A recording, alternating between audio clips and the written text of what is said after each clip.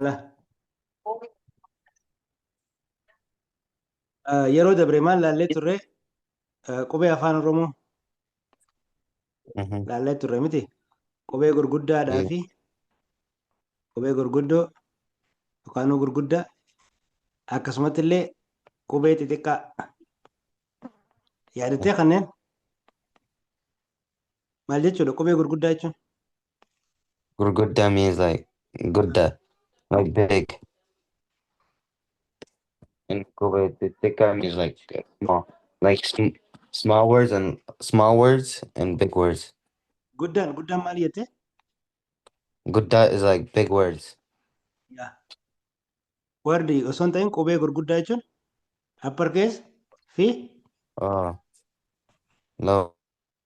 lower case dha. Capital and small letter dha kan adda baasuu qabna jennee turre waan biraa ammaas we have to know about the concept of maaliif maal beekuu qabna concept of Dubachiftu dubbachiiftuu and fi Dubachifama. dubbichiiftuu fi Dubachi dubbii famaa. Fama. Yes, dubbachiiftuu fi dubbii famaa addanii beeytame. Mhm. Dubbachiiftuun maal jechuudha? The chief too is like is vowels and Dubifama is consonant. Dubbachiiftuun vaawolidha. Dubbii famaan konsonantidha. Kana haala waan dubbannee turre dubbachiiftuun sagalee mataa isaanii qaba jennee miti. Yeah. Yes, they have their own sound. Fakkeenyaaf kun amma aadha gabaabatti kun ammoo yoo akkana ta'e yoo aa jee dheerataa jenna. Mm-hmm. Kunillee amma ee gabaabatti akkas yoo ta'e yoo Ara. Got ee dheeraadha miti. era. Mm-hmm. Kun akkanatti yoo Gababa.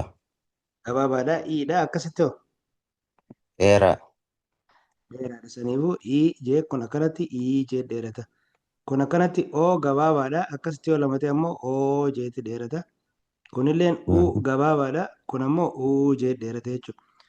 Saniifuu kun amma dubbachiiftuun sagalee mataa ofiillee qabanii dubbifamaaf illee sagalee kannaniif. Fakkeenyaaf baan kun amma dubbifamaadha. Sagalee mataa isaan qabu. Saniifuu yoo akkanatti aan bira dhufe sagalee gabaabduu ba jedhu qabaata. Akkanatti ammoo baa jeeti dheerata jechuudha. Saniifuu haala kanaan erga sagaloomsanii booda sagalee tokkotti yoo sagalee biraa itti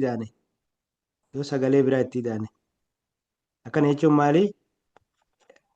If we have one sound then another sound biraa yoo itti finne maal ta'a jenne jecha ta'a jecha kana jechuun maal wordiidha ta'a jechuudha. Sigalee Yeah. amma yaadna kun Yeah. Nagale. mee kana naa ibsu mee akkam sigalee kun Mali? kana amma akkami sigale mee how do you understand the concept of sound plus sound gives us word? Because I don't know how to explain it. Jechuun amma fakkeenyaaf baan kun akkanatti sagalee gabaabaadha miti. Mm-hmm. Yoo amma asitti raan kunis ammoo sagalee biraati sagalee gabaabaa. Naaw sagaleen tun lamaan yogguu walitti dhufan jecha tokko maal ka jedhu uuman jechuudha. Bara ka jedhu uuman jechuudha. Saniifuu sagalee tokkoo fi sagaleen biraa jecha uumu jechuudha. Okay. Hubattee? Haaya Yeah. haala saniin amma jechoota hanga tokkoon seekannaa mee mata duree kana dubbifachaa deemta mee maal jedha kun? Jechota sagalee gabaabaa qaban. Akkam jechuudha? What do you understand from this? Jechoota sagalee gabaabaa qaban jechuun Read words that have that are short. short sound. Words Short that have sound. a short sound. Okay. Yeah. Okay. Fakkeenyaaf Ma. sagalee kana dubbismee amma akkanatti Kana ma. akkana yoo bira dhufe Na. Mana. walitti amma isaan kana yoo akkasitti dubbiftee maal jedhe jechuudha? Mana. Mana. Okay, kana dubbisi. Na. Fa. Walitti Nafa. Ayyee kanaaf kanas. Mara. Aya. Mara. Aya. Kana. Bira. Wal bira hogguu akkasitti dhufe maal ta'a? Bira. Ayyee kunoo. Lafa. Aya. Lafa. Lafa sirriidha. Can you give me the corresponding English translation for each of these words? Okay. Mana means house. Yes. Nafa is like mbek. Nafa jechuun bara qaama jechuudha. Our body. Kama. Ah. Mara mbek. Maaraan beektu? Oh, mbek. Mara say all. Mara. Yeah, mbeka. Okay. Kachaa no? Bira mbek. Bira jechuun when something is near. Near. Okay. Lafa As jechuudha. means like the floor or the Yes. ground.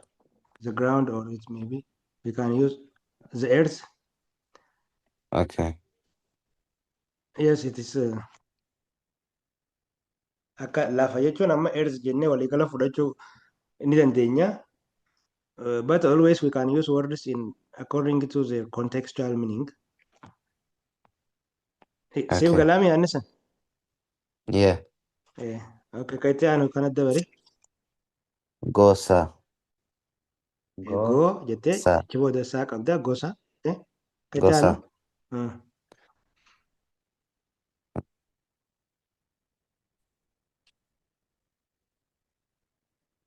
Haya.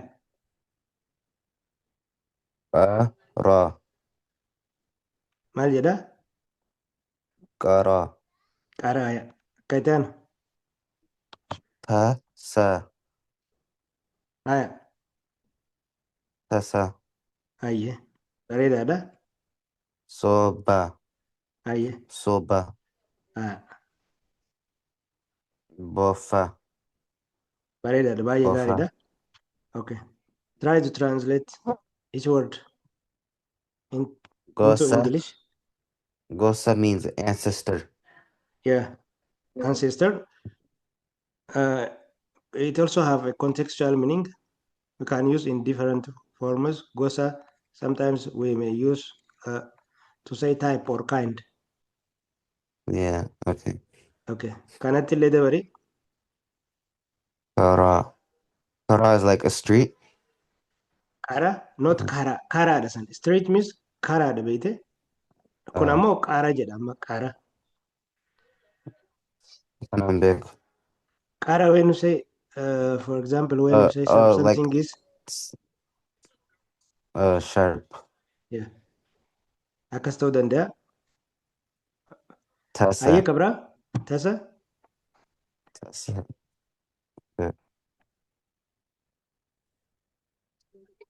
Accident. Okay. Yes, by accident. Akka tasaa hogguu jennee amma fakkeenyaaf by accident. Haya. Kana ni beektaa? Soba means lie. Yeah, lie. Sirriidha. Lie'dha. Kan itti aanu? Bofa. Bofambek. Bofa jechuun snake. Snake. Akkasi. Hayi Khalid baay'ee bareedaadha. Kana itti fufi. Okay. Bona. Hayyee. Bona. Haya. Bara. Bara. Haya. Ha. Ba. Ha. Tapha. Haba. Hayyee kan itti aanu? Koma. Eh. Koma. Qooma sirriidha. Tafa. Tafa. Tapha sirriidha. Okay. Baay'ee bareedaadha Khalid. Galatoomi sirriitti dubbiftee. How many of these words do you know? Zero. Their corresponding English translation. I know zero. Zero komita. Yaali mee yaali. Try to remember. Tablet is like to play. Maal jette? Tapha? It's like to play. Yeah, exactly. Kabiraatis barbaade ni beeyta. That's the only one. Hin beeytu boona jechuu. Beeku. Amma nu biratti boona is you see winter time dha. Isin bira garuu I think it's a summer. Yeah? Right now?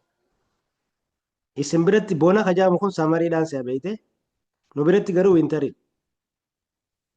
Okay. Akkas kunoo. Bara? Beeku. Bara. Bara. I think year. Year? Okay. Haya, qooma jechuun no? Koma beeku. Qooma, chest, Okay. tafa. Beeyte? Thigh. Eh, Yeah, thigh. kanneen okay. Inni raanfatanii kaasaanii okay. Boona, bara, tapha, qoomaa fi tafa jechoota jedhaman kana hanga kana jechoota sagalee gabaabaa Okay. qabanii inni raanfatanii. Now let's proceed to the next. Itti fufi. Loka. Loka. Hayye. Lama. Hayye. Lama. Lama. Haya. Goba. Goba. Sirriidha. Buna. Ah, Buna. Hayye. Koma. Koma. Kuma. Kuma.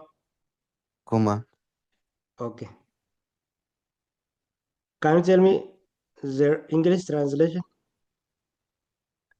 Loka is like your leg. Yeah, right. Exactly. Lama is the number 2. Yep. Exactly. Two. Kuba is like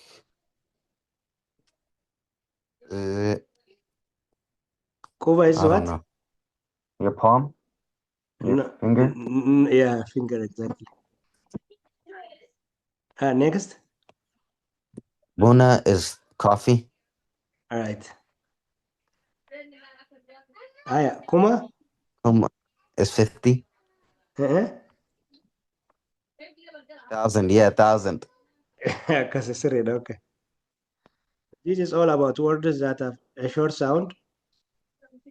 Try to read more words containing short sounds. Okay. Sanifu nagaan turii baay'ee galatoomii. Mee galatoomi naan jedhame. Atis galatoomii.